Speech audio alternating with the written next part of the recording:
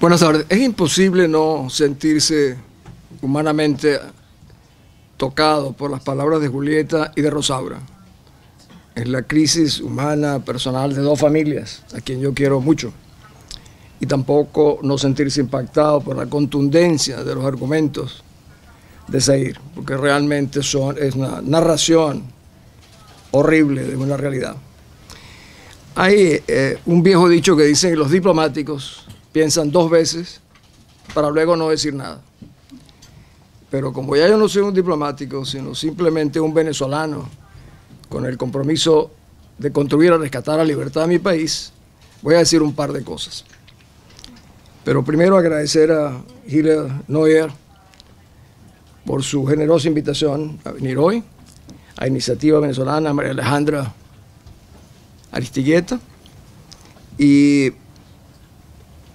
recordar aquí unas palabras que dijo Kofi Annan al inicio de la creación del Consejo de Derechos Humanos, que se las quiero decir especialmente a los miembros del Consejo porque creo que son muy pertinentes hoy. Yo estaba como asesor del secretario general en ese momento y él dijo: si dejamos que el Consejo de Derechos Humanos de las Naciones Unidas fracase, lo que ocurrirá seguramente si los estados democráticos flaquean en su compromiso con él y dejamos el campo libre a los tiranos. Sería una traición a aquellos que son o podrían ser un día el blanco de la opresión y la violencia. Exactamente el caso de nuestro país. Hoy en este Palacio de las Naciones, esa advertencia encontró eco en las palabras del alto comisionado, el príncipe Said Rad al-Hussein, y en las propias del secretario general de las Naciones Unidas, Antonio Guterres, que declaró, para sorpresa mía, dijo, es fundamental tener una Venezuela democrática donde se respeten los derechos humanos. ¿Qué significa eso? Que inequívocamente el secretario general avala el informe del alto comisionado, destacando que el régimen venezolano ni es democrático ni respeta los derechos humanos. Yo diría que declaraciones de este calibre no son usuales en las Naciones Unidas cuando se refieren a un país miembro.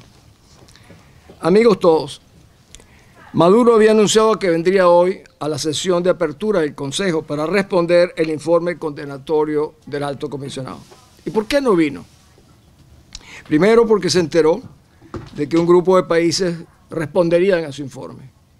Segundo, porque advirtió la creciente rechazo y condenatoria a un régimen que ha sumido al país en una de las crisis humanitarias más graves que ha sufrido en América Latina. Y la tercera, porque no podía, le era más difícil casi contestar el inventario de abominables atrocidades cometidas por su régimen, casi tan difícil como defender a su hijo adoptivo y a su sobrino, que están en estos días a punto de ser condenados a cadena perpetua por el crimen de narcotraficantes en la ciudad de Nueva York. Razón por la cual tampoco irá Maduro a la apertura de la Asamblea General. Yo voy a dividir mi intervención en tres aspectos. El primero, explicar cómo un país secuestrado por bandas criminales se convirtió en una tiranía militarizada, capaz de cometer los peores delitos. Segundo, comentar el informe del alto comisionado. Y tercero, qué puede y debe hacer la comunidad internacional ante una tragedia que se acelera como la nuestra. ¿Qué podemos hacer para rescatar la libertad? Solo conociendo la naturaleza perversa, cruel y criminal de sus principales jerarcas e instituciones, es tal vez posible entender la brutalidad de las acciones que ellos cometen contra sus propios compatriotas. Unos pocos ejemplos son suficientes, creo, para que conozcan ustedes en manos de quién estamos y no precisamente de un gobierno.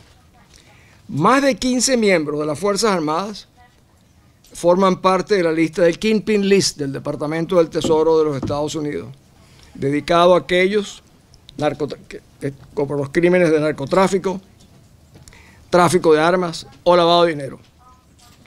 Recientemente, el propio Departamento del Tesoro sancionó a Maduro por graves violaciones a los derechos humanos.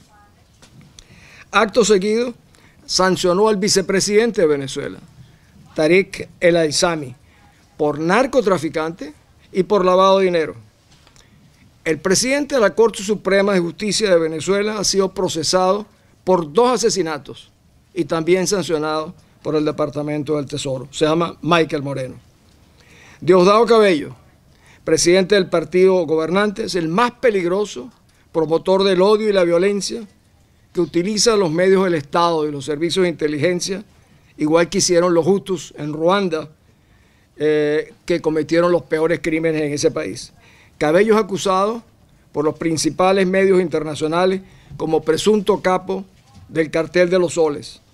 En el propio Senado de los Estados Unidos, hace 2 semanas, lo llamaron el Pablo Escobar de Venezuela. Ante semejante realidad, yo quisiera contrastar los siguientes hechos. Pablo Escobar nunca fue presidente de Colombia, tampoco fue vicepresidente de Colombia, tampoco fue ministro de la Defensa, tampoco fue presidente de la Corte Suprema de Justicia. El Chapo Guzmán, el capo del cartel de Sinaloa, tampoco fue presidente de México, ni vicepresidente de México, ni ministro de la Defensa. Pero en Venezuela, Nicolás Maduro, Diosdado Cabello, Tarek El Aissami, Vladimir Padrino ocupan estos cargos. Esto es realmente una historia sin precedente en el mundo. Narcos y criminales en pleno control de una nación con la complicidad de generales corruptos y traidores a la patria, que están sentados sobre las reservas petroleras más grandes del mundo, representan sin duda la más seria amenaza para la estabilidad de la paz regional. Nunca, nunca, en ningún lugar del mundo, el crimen organizado ha tenido semejante poder. Y para vergüenza de la ONU, también están sentados en el Consejo de los Derechos Humanos. Segundo, el balance del terror y el indescriptible dolor incluido en el informe del Alto Comisionado. Él dijo: el uso generalizado y sistemático de la fuerza excesiva durante las manifestaciones y la detención arbitraria de los manifestantes y los opositores políticos indican que estos no eran actos ilegales de ilegales o forajidos o de funcionarios aislados, y eso es muy importante. La política seguida por las autoridades en su respuesta a las protestas hacía a costa de los derechos y libertades de los venezolanos. Agrega la más dolorosa relación, que repetirlo produce una mezcla entre indignación y dolor. Dice: los detenidos son sometidos a tratos o penas crueles, inhumanas, degradantes, de tortura, incluyendo el uso de descargas eléctricas en los genitales, golpes severos con palos, barras de metal, alicates, cascos, bates de béisbol y armas en todo su cuerpo, asfixia y amenazas de violencia sexual y muerte. Todo para castigar, humillar y aterrorizar a los detenidos. Sus colectivos armados del régimen irrumpen en protestas montados en motocicletas, llevando armas de fuego, acosan, atacan, disparan, asesinan, con la aquiescencia y a menudo con la coordinación con las fuerzas de seguridad.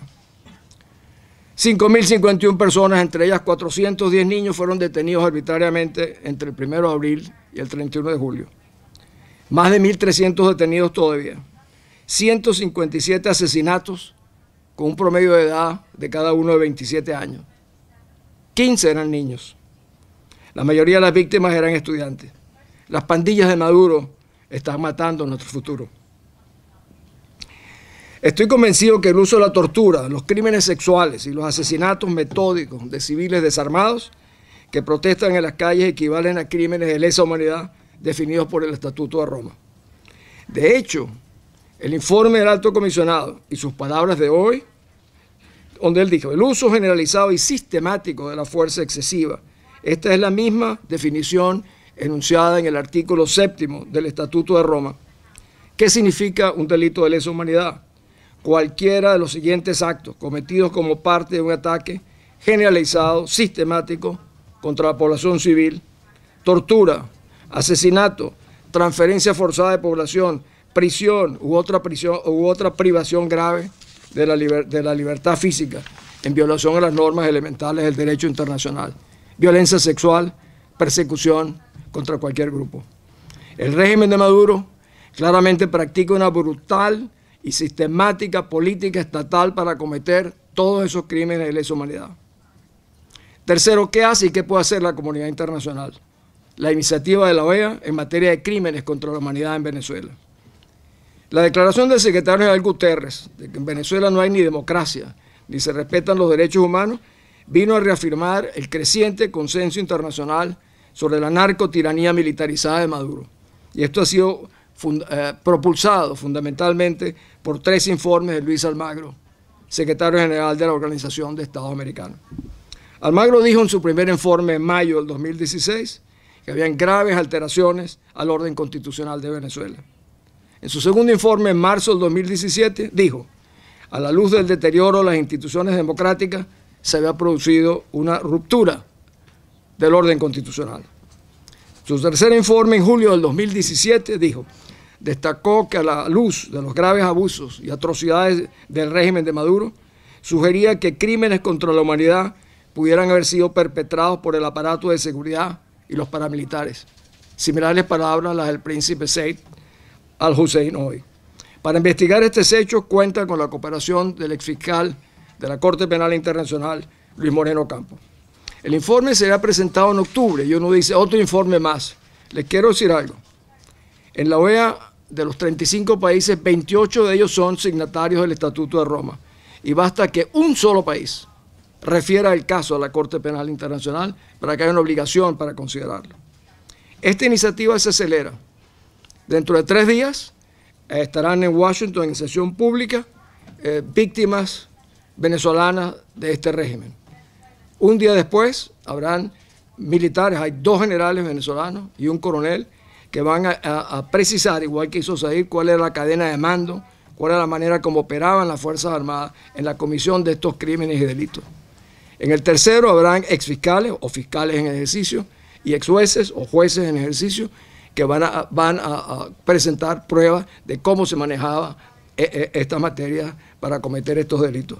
Y finalmente un grupo de especialistas contratados por la OEA bajo un fondo especial van a producir un informe. Ese informe el secretario general se lo va a entregar al Consejo Permanente de la OEA y lo va a remitir a la fiscal de la Corte Penal Internacional, que les repito, tiene la obligación de proceder a investigarlo con un solo país.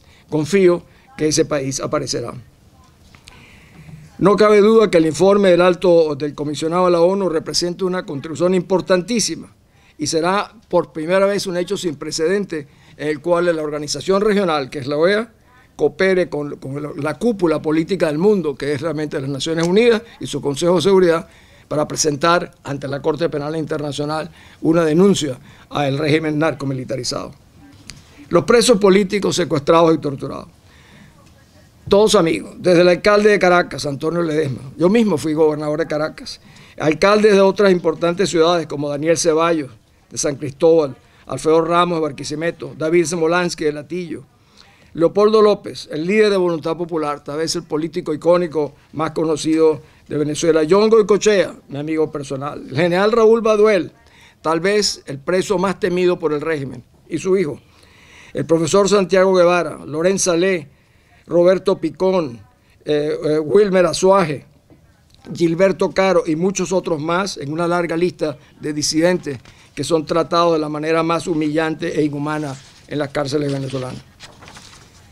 Yo quiero concluir diciendo lo siguiente. Yo siempre seguiré haciendo todo lo que esté a mi alcance para que los padrinos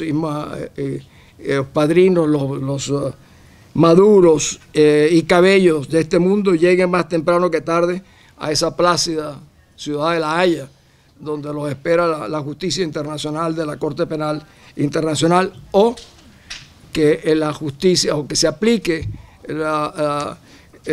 otros mecanismos como la de jurisdicción universal, similar a la que utilizó el magistrado español Baltasar Garzón para apresar en Londres al general Pinochet, hacerlo detener, que es una medida que pudiese tomar otro Estado. O la aplicación de la Convención de Crímenes Transnacionales de las Naciones Unidas, llamada la Convención de Palermo, que podría ser que un solo país pudiera arbitrar, pedir a Interpol que detengan a estos criminales. Ningún lugar debería ser refugio seguro para quienes han cometido crímenes contra la humanidad ejecuciones extrajudiciales, tortura y desapariciones forzadas, como es el caso del régimen encabezado por Maduro, el Aizami, Michael Moreno, Vladimir Padrino, Néstor Reverol y Diosdado Cabello, y menos aún pertenecer al Consejo de los Derechos Humanos de las Naciones Unidas, donde su presencia representa justamente la negación de todos los valores que han construido esta organización. Amigos todos, yo pertenezco a la era de la Venezuela democrática.